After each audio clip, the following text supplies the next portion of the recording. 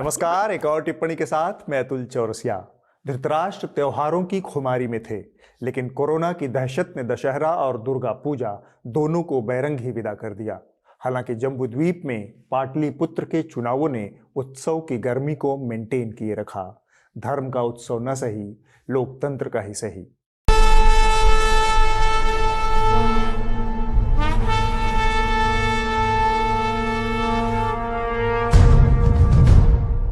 धृतराष्ट्र के ललाट पर कुछ इशारे उत्पन्न हुए, लिहाजा बैठे ही बैठे संजय महाराज के सम्मान में निहुर गए। ललाट को पढ़कर संजय उत्तर देने लगे। हे राजन, डंकापति ने ज्ञान के साथ साथ विज्ञान की दुनिया में भी डंका बजा दिया है। धृतराष्ट्र ने मुद्दे पर थोड़ा खुलासे की मंशा जाहिर की तो संजय ने अपना उत्तर कंटिन्यू किया। महाराज, वो कथा तो आपने सुनी ही होगी। जब नेहरू जी देश में भाखड़ा नांगल बांध परियोजना शुरू कर रहे थे, तब संघ और विपक्ष के कुछ नेता आम लोगों में यह कहकर जागरूकता फैला रहे थे कि पानी से बिजली निकाल ली जाएगी तो पानी का सत्व यानी उसकी ताकत खत्म हो जाएगी। इस अभियान ने भारत की जनता में जबरदस्त बौद्धिक चेतना फैलाई। तब से अब तक जहां कहीं भी बांध बनता है, जनता पानी का सत्व बचाने के लिए विरोध में खड़ी हो जाती है। इस मौके पर धृतराष्ट्र ने संजय को टोका, जनता बिल्कुल ठीक करती है। पानी से बिजली निकालने का अधिकार किसी सरकार को नहीं मिलना चाहिए। संजय ने सहमति में सिर हिलाया और बातचीत को आगे बढ़ाया। डंकापति ने इस परंपरा को 2 नहीं बल्कि कई कदम आगे बढ़ा दिया है। धृतराष्ट्र इस मौके पर बेसब्र होकर बोल पड़े, डंकापति ने ऐसा क्या कर दिया? संजय बोले, उन्होंने हवा से पानी निकालने का आह्वान करके हवा की हवा खराब कर दी और पानी को पानी पानी कर दिया है। कि विंड एनर्जी की जो आपके टरबाइन्स हैं, जहां मॉइस्चर ज़्यादा है, वो हवा में से वाटर शक करके अगर क्लीन ड्रिंकिंग वाटर भी प्रोड्यूस कर सकें तो इधर विंड टरबाइन एनर्जी का भी काम करेगा और पीछे की तरफ से वो हवा में से मॉइस्चराइज एयर शक करके उसमें से पानी निकाल करके वो पानी भी हम हवा में से ऑक्सीजन सेपरेट कर सकते हैं इस टरबाइन के माध्यम से ही, अगर साइंटिफिक व्यवस्था थोड़ी डेवलप की जाए। संजय ने बात आगे बढ़ाया, डंकापति की सोच बिल्कुल सही है। फिरंगी कंपनी हवा से बिजली तो निकाल ही रही है, लगे हाथ पानी और ऑक्सीजन भी निकाल ले। धृतराष्ट्र चौंक उठे, कुछ संदेह दूर करने की गरज से बोले, ऑक्सीजन माने प्राणवायु ना? संजय ने सहमति में सिर हिलाया। अब चौंकाने की बारी धृतराष्ट्र की थी। उन्होंने कहा, हवा का सत्व निकाल लेंगे तो हवा में क्या बचेगा? संजय ने सहमति में हुंकारी भरी, जी महाराज, काफी होलोकॉस्ट टाइप आइडिया है। होलोकॉस्ट वाली बात धृतराष्ट्र को समझ नहीं आई, सो वो आगे बोल पड़े, तो इस सुझाव पर ज्ञानियों ने डंकापति को क्या सलाह दी? संजय ने कहा, महाराज, इस लोमहर्षक सुझाव पर ज्ञानियों की सभा में जो प्रतिक्रिया उत्पन्न हुई उसे आप स्वयं देखें। माफ कीजिएगा महाराज, आप स्वयं सुने। Dear Prime Minister Modi, I can't say I'm smiling, and I'm smiling with both your passion and your excitement. I can guarantee you, if you should ever have the wish or you should ever have the dream, you should come and visit me in Denmark. You will be a very loyal, I can hear you will be the idea generator for our research and development, both in Denmark and in India, because you will be challenging my engineers. I can't say how pleased I am with your ideas. महाराज को इसमें कुछ भी हंसने लायक नहीं लगा, लिहाजा वो जम्बूद्वीप के ताज़ा सूरत हाल पर शिफ्ट हो गए। उन्होंने पूछा, संजय, जम्बूद्वीप में और क्या हलचल है? संजय ने इशारा पाते ही कहा, सर्कस जारी है महाराज। पाटलिपुत्र के चुनावों की चर्चा है। डंकापति के सभी संगी साथी पाटलिपुत्र में डंका बजाने की फिराक में हैं। धृतराष्ट्र ने पूछा, फिराक में हैं? मतलब क्या कुछ शंका है? संजय बोले, शंका नहीं महाराज, भयानक आशंका पैदा हो गई है। धृतराष्ट्र बोले, ऐसा क्यों लग रहा है तुमको? संजय ने उत्तर को विस्तार दिया, बोल बिगड़ गए हैं नीतीश कुमार के। खाली मैदान में वो जनता से सीधा संवाद कर रहे हैं। जिसका जिंदाबाद कर रहे हो उसका सुनने जाओ। अरे जिसका जिंदाबाद कर रहे हो उसको सुनने के लिए जाओ। हमको पता नहीं बीच में क्या बोल रहे हो जी, क्या बोल रहे हो? सुना बोल रहे हो? जरा हाथ उठाओ। चारा चोर है सब, चारा चोर। यहाँ पर ये सब हल्ला मत करो। तुमको अगर वोट नहीं देना है मत दो, तो मत देना ना। तुम मत देना। तुम 15-20 लोग हो या हजारों लोग हैं, और जिसके लिए कर रहे हो, ये सब लोग तुम लोगों का पूरा जवाब दे देंगे और उन लोगों का हाल ठीक ठाक कर देंगे। धृतराष्ट्र बोले, जनता से सीधा संवाद तो बहुत अच्छी बात है, लगे हाथ मामला फरिया लेने में क्या बुराई है। संजय बोले, महाराज बात इसके आगे जा चुकी है, मुझे डर है कि आगे की बात बताने पर कहीं आप अपना आपा न खो दें। दरअसल संजय ने महाराज के संभावित गुस्से का आकलन करते हुए अपने जमानत की एंटीसिपेटरी याचिका दायर की। धृतराष्ट्र ने कहा, पूरी बात बताओ संजय।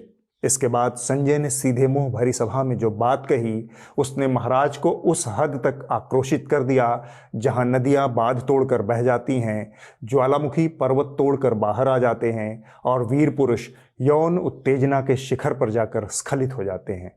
संजय ने कहा, नीतीश कुमार ने लालू यादव की 9 संतानों पर छींटाकशी की है।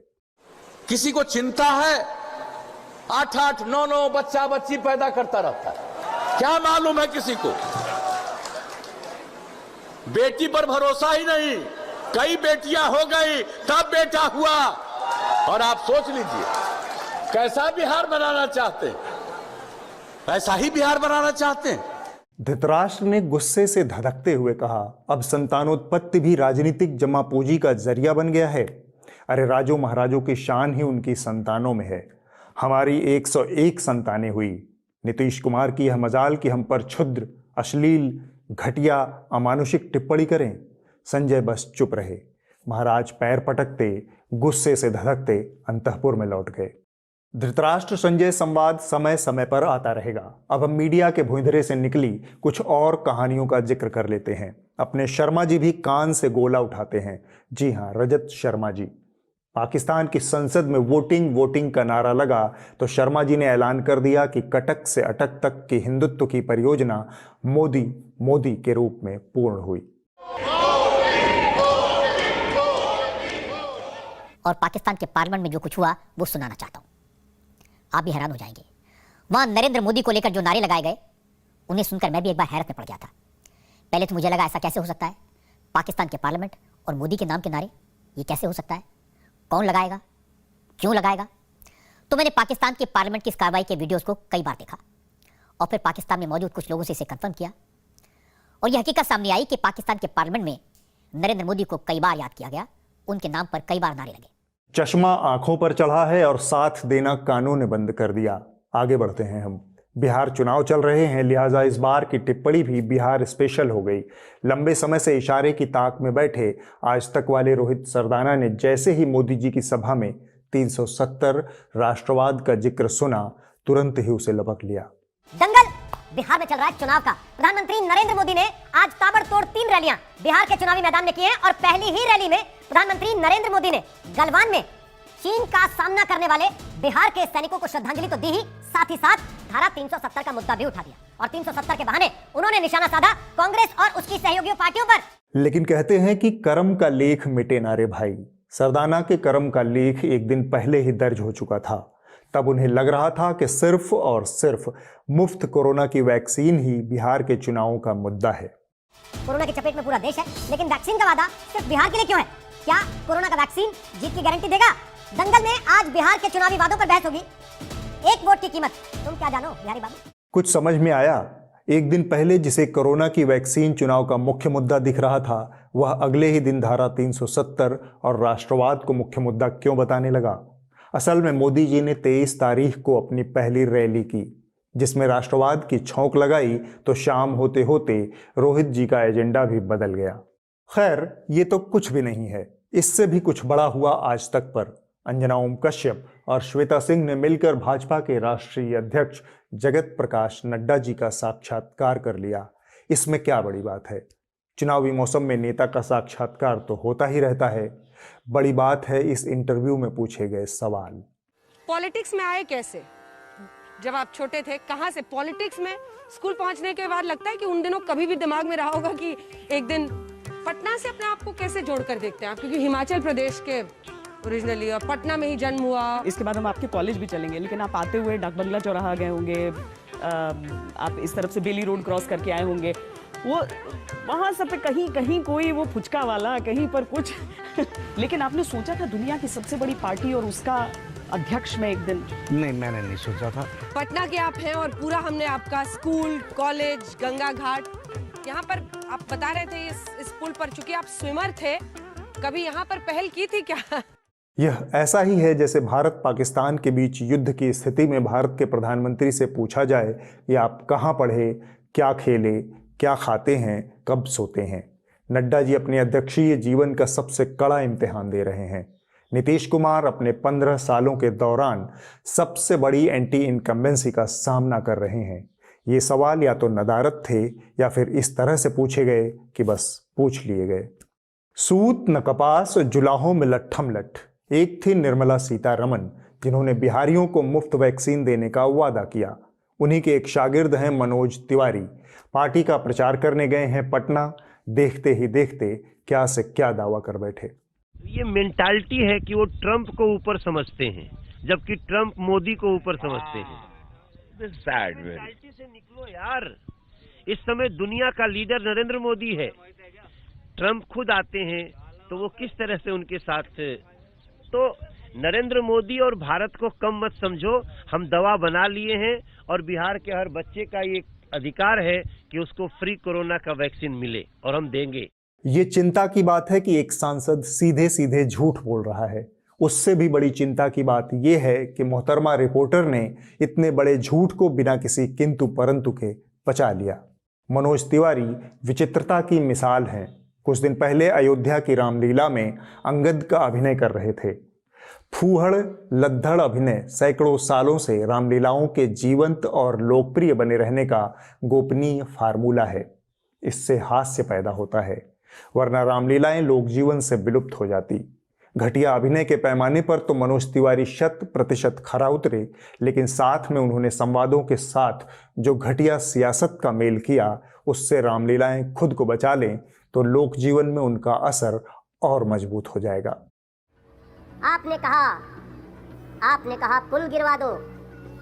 पुल तो बनवाते हैं श्री राम। आप कहोगे तो और बड़ी बड़ी पुल बनेगी, पहाड़ों में भी पुल बन जाएगा, सुरंग बन जाएगा। एक सेकेंड, वो तो हमारी टीम का छोटा सा बंदर है। द्वापर युग में अंग्रेजी बोलने वाले अंगद से ही ब्रिटेन के अंग्रेजों ने भी प्रारंभिक शिक्षा पाई होगी। खैर, मनोज तिवारी के ही एक साथी हैं सांसद रवि किशन। वो भी पटना में प्रचार करने पहुंचे हैं। मेरी बात आप लोग गौर से सुनिएगा। अपने माता पिता से जरूर पूछेगा कि पलायन कब हुआ था, क्या माहौल कर दिया था बिहार में कि सब लोग यूपी चले गए, मुंबई चले गए, गुजरात चले गए। वो माहौल की नया नया लड़का लोग जो भी आया, उनको मालूम नहीं था 15 साल पहले एक भयावह बिहार था। बिहार से पलायन का इनका इतिहास बोध सिर्फ और सिर्फ 20 से 25 साल पुराना है। ऐसे विद्वान सांसदों के लिए भिखारी ठाकुर का पलायन पर एक विदेशिया गीत और फिर टिप्पणी।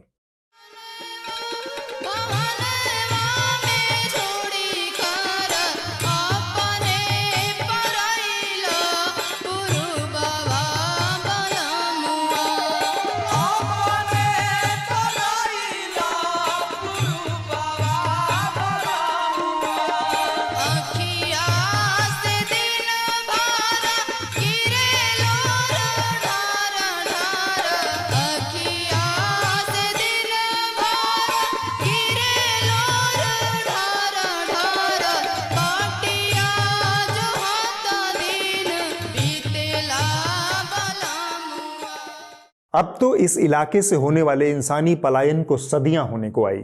सूरीनाम, फिजी, मॉरिशस, वेस्टइंडीज के पलायन को अगर हम छोड़ भी दें, भारत में ही कोलकाता से लेकर मुंबई तक, दिल्ली से बेंगलुरु तक पलायन करने वालों के उपनिवेश इसका सबूत हैं। इसी का नतीजा है पलिया बिहार में पैदा हुए मनोज तिवारी दिल्ली की एक लोकसभा सीट से सांसद हैं। रवि किशन बाबू, बिहार के पलायन का टाइमलाइन थोड़ा सुधार लीजिए। बीते दिनों हरियाणा के बल्लभगढ़ में एक दुखद घटना हुई। निकिता तोमर नाम की एक युवा लड़की की एक सरफिरे लड़के ने हत्या कर दी। लड़का मुसलमान था। यह विशुद्ध रूप से पुलिस का और लॉ एंड ऑर्डर का फेलियर है, बिल्कुल उसी तरह जिस तरह पुलिस हाथरस में विफल रही थी। लेकिन मछली की प्रतिभा का आकलन उसकी पेड़ पर चढ़ने की कला से करने के आदी सुधीर चौधरी ने इस मौके पर भी अपनी कुंठित सांप्रदायिकता का प्रदर्शन किया। एक शब्द है लव जिहाद, जिसके बारे में आपने बहुत सुना होगा। लव जिहाद अपनी जुबान पर लाना भी इस देश में बहुत खतरनाक बात मानी जाती है। अगर आपने लव जिहाद का नाम भी ले लिया तो आपके खिलाफ एक्शन हो सकता है। इस देश के बड़े बड़े कट्टरपंथी लोग, एनजीओ, वकील, बुद्धिजीवी, पत्रकार भी आपके पीछे पड़ जाएंगे। आपको अदालतों के चक्कर लगाने पड़ेंगे, थानों के चक्कर लगाने पड़ेंगे अगर ये शब्द मुंह से भी निकाल दिया तो। लेकिन अब आप खुद सोचिए, ये होता है या नहीं होता है। निकिता लव जिहाद की शिकार हुई, मैं बोल देता हूं, आपको बहुत बुरा लगेगा लेकिन ये शब्द मैं बोल देता हूं अपने मुंह से, और हम तैयार हैं अदालतों में चक्कर लगाने के लिए, थानों के चक्कर लगाने के लिए, अगर सच कहने का यही परिणाम होता है तो। 2018 में ही यह मामला पुलिस के पास पहुंच चुका था। उस वक्त भी हरियाणा में भाजपा की ही सरकार थी। आज भी हरियाणा में भाजपा की ही सरकार है, उसी भाजपा की जिसके सहयोग से सुधीर चौधरी के मालिक सुभाष चंद्रा राज्यसभा के सांसद हैं। लेकिन उनके सवाल किससे हैं? लेकिन आज राहुल गांधी और प्रियंका गांधी वाड्रा बिल्कुल खामोश हैं। निकिता की हत्या पर पूरी तरह से चुप हैं। उनकी इस चुप्पी का राज तौसीफ के नाम में छिपा हुआ है और तौसीफ के राजनीतिक कनेक्शंस में इस खामोशी का राज छुपा हुआ है। ये अपनी बेईमानियों को छुपाने के लिए लव जिहाद का हल्ला करेंगे, पुलिस के एनकाउंटर की मांग करेंगे, गरजिए की बतौर पत्रकार हर उस चीज का समर्थन करेंगे जो गैर कानूनी होगी, गैर संवैधानिक होगी। इसीलिए विशाल, लोग बड़ी संख्या में लोग कहते हैं कि हैदराबाद जैसा एनकाउंटर ही सही सॉल्यूशन है। क्या ये भी ये मानते हैं? उनका भाई भी, निकिता का भाई भी ये मानेगा कि एनकाउंटर ही सॉल्यूशन है? फिर क्या जिस तरह से हैदराबाद में इंसाफ मिला था, आप ये मानते हैं कि हैदराबाद जैसा एनकाउंटर ही इसका एकमात्र समाधान है? बिल्कुल सर, योगी जैसी सरकार हो, हैदराबाद जैसा एनकाउंटर, योगी जैसा एनकाउंटर हो, तभी बहन बेटियां सुरक्षित है। सुधीर जैसे एंकराएं दरअसल बेचारे हैं। मनोहर लाल खट्टर या फिर अनिल विज से सवाल पूछ पाना उनके बूते के बाहर की चीज है। निकिता जैसी निर्दोष लड़कियों की हत्या की जड़ें उस मर्दवाद में निहित हैं जो लड़कियों को अपनी बंदी मानकर चलता है। कबीर सिंह या अर्जुन रेड्डी जैसी फिल्में उसी विद्रूप का महिमा मंडन है। नीतीश कुमार का 8 बच्चों का बयान हो या रिया चक्रवर्ती की औकात बताने वाला पुलिस अधिकारी, सब उसी मर्दवादी मानसिकता का नतीजा है। और इसे लव जिहाद जैसी कपोल कल्पना में लपेटने वाले सुधीर चौधरी जैसे लोग भी मर्दवाद के चलते ही ऐसा करते हैं। ये 21वीं सदी में भी स्वीकार नहीं कर पा रहे कि एक बालिग लड़की अपनी मर्जी से अपने जीवन साथी का फैसला कर सकती है। और अब वक्त है इस हफ्ते की रिपोर्ट का। जो कही जा रही थी बातें कि अंदर में भी सोशल डिस्टेंसिंग का ख्याल रखा जाएगा। ट्रेनें तो खुल दी हैं, लेकिन कैसे स्टेशन पर thousands of the migrants workers in different groups walking. इस हफ्ते की रिपोर्ट आज तक से। यह रिपोर्ट बिहार में बंद पड़े कल कारखानों की एक पड़ताल है जो हमें बताती है कि 15 सालों से जिस सुशासन की करेंसी नीतीश कुमार भुना रहे थे, उसमें लोगों के लिए रोजगार और आत्मनिर्भरता के उपाय नदारद थे। बोगी कपलर बनने के लिए यहाँ लालू जी ने ये फैक्ट्री माने बनाने के लिए किए थे, लेकिन उसके बाद से कोई इसमें सुधार नहीं, सब कबाड़ यहाँ से माने खत्म हो गया। यही हाल मुजफ्फरपुर के मोतीपुर की इस चीनी मिल का है जो 1997 से बंद पड़ी है। ये जो गेट आप मेरे पीछे देख रहे हैं, ये मोतीपुर शुगर फैक्ट्री का गेट है। अंग्रेजों के जमाने में 1933 में इस शुगर फैक्ट्री की स्थापना करी गई। आजादी के बाद भी ये शुगर फैक्ट्री चली 1997 तक। 1997 में शुगर फैक्ट्री बंद हुई और अब आपको अगर यहां आएंगे तो ऐसा लगेगा कि आप एक जंगल के बीच में खड़े हुए हैं।